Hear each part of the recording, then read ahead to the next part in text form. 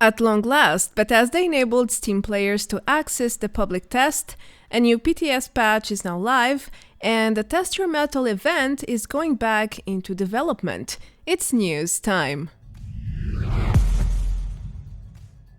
Hello everyone, welcome back to another Fallout 76 video. It has been a long while since I covered news, I know, and there's no particular reason behind it.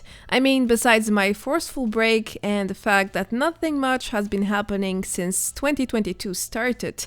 Anyway, for this video I gathered a dozen of public test related news, very fresh ones actually. I think all the following will be of interest to you, even if you dislike spoilers, since, well, this is all news in the end.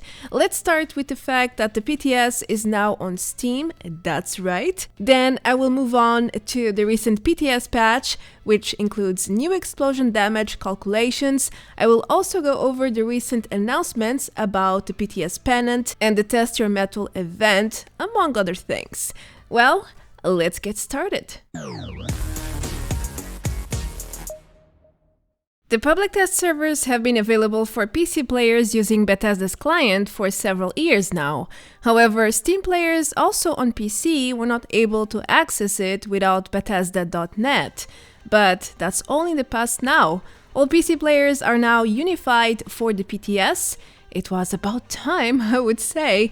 Anyway, if you are not sure how to access the public test servers right now on Steam, here's a quick guide. At first, I thought Bethesda added the PTS to the beta section under properties, as many other games do, such as 7 Days to Die or even Dead by Daylight, but that's not the case. If you already own 76 on Steam, then head to your library, type Fallout 76 in the search bar, and a second entry should appear now as shown in the screenshot. It's very easy. I know it takes a lot of hard drive space, but the games feature different versions, so there's no way around it sadly.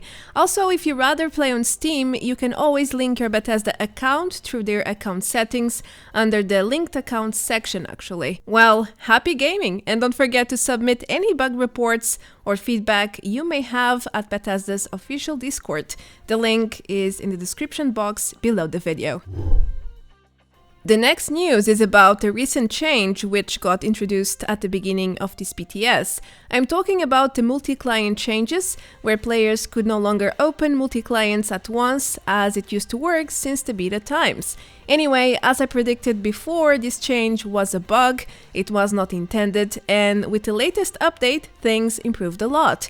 It's quite peculiar that everything has been working on the stealthy side here, no patch notes or official words on the matter. Moving forward, thanks to Coffee for getting my attention today on this topic. He mentioned that he can now freely open multi-clients, but after testing myself, I cannot share the same results he had. For me, it's partially fixed. Sometimes it lets me open several clients at once, other times it still auto-closes the first client. So yeah, I would say this bug has improved. It's semi-fixed now, but it's definitely not gone yet. As such, I highly recommend you guys to use my solution shown in this other video. I did find a way around the bug. You just need to open 2 clients at once, and that normally does the job. Other than that, let's hope for a full fix with future patches. Last night, on January 31, Bethesda released another small patch for the ongoing public test. The patch notes are rather small, but there are definitely some highlights there. We will get there shortly. Now, the first one is the ability to access the PTS through Steam, which I have already covered in the first news. The second highlight is about the Test Your Metal event. I will address this one in separate points because it's quite extensive, as you will see soon enough. Lastly, I selected another 5 highlights, all major bug fixes. The first note that caught my eye was this client fix. By the description, it sounds like that awful visual bug which could show parts or your entire inventory duplicated with the undefined tag. It was only visual, but still it was a nasty bug. It could easily crash your game too. I think they are talking about that one, but even if it's not, any bug fixes are welcome in my opinion. The next highlight is about explosion fallout damage. Apparently, it was not working properly, and now, according to Bethesda, the damage calculations are right. I will test this one in the next point. Stay tuned. I also spotted 2 major fixes for daily operation bosses. The first one is about the runaway bug. Legit, the affected bosses just run away from you like you've got the plague or something alike. It's pretty hilarious actually, it depends on the occasion. Here's an example I found in my recordings. The second fix is about the bosses too, but this time it's about their damage to players with high resistances. It seems like this was not working well either. Lastly, Bethesda fixed a bug/exploit which could auto-enable PvP for users who wore the Thorns armor set due to the set effect, similar to a problem we had with some legendary effects a while ago, but it got fixed in a previous update, if I'm not mistaken. I remember seeing it, but I cannot find it right now. That's pretty much it. The rest are rather minor fixes for selective challenges and the Invaders from Beyond event. Now let's explore the recent explosion changes. I'm not going to pretend here. As soon as I saw this note, it got me thinking, what does it mean exactly? Are they talking about explosive damage in general, or grenades, mines, or could it even be launcher damage? I started by comparing frag mines, and the results were quite confusing. It's like the damage is now uniform. I tried different distances from the mine, different angles, even tried to get hit on my side, so my limbs would get hit instead of my torso and head. I also got hit directly, I was just on top of the mines, and the damage was pretty much the same on almost every scenario, so I don't know. I wanted to compare it with live servers, but there, the explosive damage is very different, so I cannot compare because I barely get any damage. There are several changes with this patch 33. One is with the damage itself, and now we have this change which also changes the damage, but depending on the part of the body you hit. So it's 2 different things. Anyway, I moved on to something else, to launchers, and I think that's what they meant. Using the same build, gear, and weapon, my results were quite different between update 32 and 33. In the live servers, my damage with this normal auto grenade launcher was the same no matter what body part I focused on, steady 194 damage. Always. However, when I tested under the same conditions with patch 33, the damage changed depending on the body part I hit. Also, the damage oscillated a lot even when hitting the same body part. It ranged from 83 to 134. I also noticed that for behemoths, the most damage comes from hitting the limbs, and the least from hitting the head and the torso. It makes absolutely no sense to me, but yeah, maybe it's just the behemoths. Anyway, I know the initial results are a bit confusing, but the change is here. Now the damage depends on the body part you hit, but I think it only applies to launchers and not every single weapon. At least my ghost shotgun seems to be doing fine, but again, I have to test more truly to understand how it works overall. For now, let's keep going. Another highlight live with yesterday's PTS patch was the official announcement on the Test Your Metal event. This new activity has been live for testing for some weeks now, and Bethesda already confirmed that the test period for this same event will conclude on February 7, next Monday. They also said the team will resume development and they will implement changes based on player feedback, suggestions, and bug reports. I really hope they do, because right now, as it is, this event is extremely buggy and unfit to go live. No joke. Lastly, Bethesda said they will bring the Test Your Metal event back for testing in the future, which probably means we will get to experience a better version of this event in patch 34's PTS, probably happening in April or so. Well then, players have one more week to submit their final thoughts. You can do so in the respective channel at Bethesda's Discord. Now, if you are wondering why is Bethesda bringing the Test Your Metal event back into development, here's the answer and lots of proof to back it up. The event in general is very buggy, as I already mentioned, and there's a long list of issues to address. At the top of my head, I can easily pinpoint some. For example, the event's interface often displays objectives from other activities, such as nukes or even daily missions as shown. The first one I experienced firsthand and I was so confused. I had 2 nuke launches and no objectives at the event. I was like, okay, what is this? But it can happen with other variations, it seems like. Moreover, the Brotherhood of Steel NPCs are also very buggy in different ways. When they go down, players can revive them, but they often won't show back up in the objectives, which can then condition the event rewards. They depend on how many are alive at the end of the event. It's as if they died for real when they are actually safe and sound. Yeah, this one really needs to get fixed. Also, the objective marks for these NPCs are also not very accurate on their positioning. Sometimes it tells you they are a few miles away from the respective position.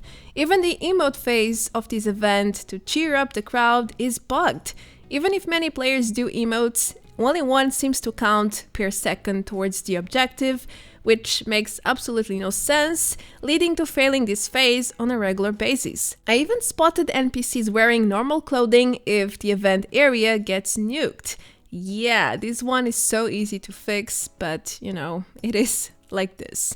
No wonder this event has been in the game files in the limbo for some 6 months, maybe even longer. It's just so incredibly bugged. Even the rewards, guys. First of all, they are super diluted. You often get power armor and mod plans instead of the unique stuff, and some of the unique rewards are also in desperate need for a fix, like the cryobed. It was bugged before and it's still bugged many months later. The cryobed is invisible for many players, and even when you learn the plan, it doesn't mean you can always build it. The system just doesn't let you build it for whatever reason. So yeah, let's hope Bethesda manages to tackle everything down. All these major issues need to be fixed before the time comes. Otherwise, I'm not so sure we will get to experience it with update 34 as it is currently planned. It's way too buggy to go live as it is in this current state. It needs a lot of improvement and possibly some changes as well. That's the plain truth and the facts, not just my opinion. I just hope this new development phase will bring us all the fixes we need to have a practical and functional event. Otherwise, I think you guys know what will happen. Delay, more delays. Alright, talking about bugs and issues, for some reason private worlds are suffering from a new bug on the PTS. I'm not sure this is related to the test environment or if it's a global issue. All I know is that if this carries on to the live servers, it will be a disaster, like really bad. Can you imagine all the Fallout First members paying for their servers and then it's gone? You can't even see it anymore. That's my case on the PTS. Ever since it started, I haven't seen my private world, not even once. Anyway, Bethesda released a hotfix last week to address this same problem, but it doesn't seem to have worked very well. At least it didn't work for everyone, because right now I still can't see my private world. The good part is that we still have custom worlds, so it could be worse. Still, it is bothersome. Let's truly hope this won't carry on to the live servers, or I'm afraid the worst will happen.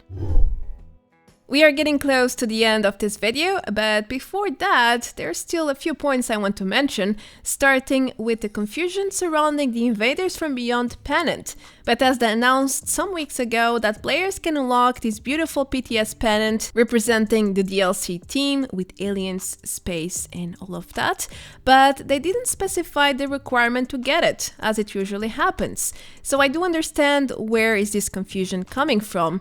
I was also a bit confused at first, but this is because there is no requirements, guys. The only requirement is to log in into the PTS at least once, and that's it. The community manager Volsik already came forward to clarify any doubts. He also confirmed there are no minimum requirements for this pennant. In other words, you don't need to test anything in order to unlock this free item. So make sure to log in at least once to grab it later on when the time comes. While testing for this video, I came to realize that accessing your inventory is becoming a problem. I faced this bug a few times already on the PTS, rarely on the live servers though, but then again, I know this type of bug is not new. It often happens to me with the Steam Pack key. That's why I tend to manually use it through my favorites bar, because that way I'm 100% sure my character will use a Steam Pack, even if it takes longer. These keys are becoming less and less reliable, sadly. In this scene, I was trying to re-equip my armor after receiving a rat shower. I spawned tab, but my inventory never opened. Only after I hit escape twice, the tab key came back to life, literally. This bug is extremely game disrupting because it blocks you from doing what you want to do, and the worst could even happen. It could lead to your death because the key is not working. It's super frustrating. I hope Bethesda finds a fix for this one in the near future, especially because it seems to be getting worse with update 33. For the last point, I selected something intriguing. When is the ongoing PTS ending exactly? And what about update 33? When is it starting? Well, as per usual, we have no official dates yet, but we do have an idea when is it all happening. According to the community calendar, the next patch comes in March. Also, the previous 3 seasons started on 7 and 8 every 3 months, which suggests season 8 will most likely start on March 8, a Tuesday. If this logic is kept, of course. If not, new year, maybe new rules, you never know. Let's see. For now, I think it's a safe date to remember, but it's not set in stone. Nothing alike. Now, when it comes to the PTS, it usually closes a few days before the new patch gets released, so I would say it will close in the first week of March, if everything goes according to plan. And that concludes this news. Whenever we get more details on the release dates, I will make sure to relay the message to you guys. As for the random bug today, here's a possessed Earl. Definitely one of the spookiest moments I had in 76. It's as if he's in tremendous pain even after death.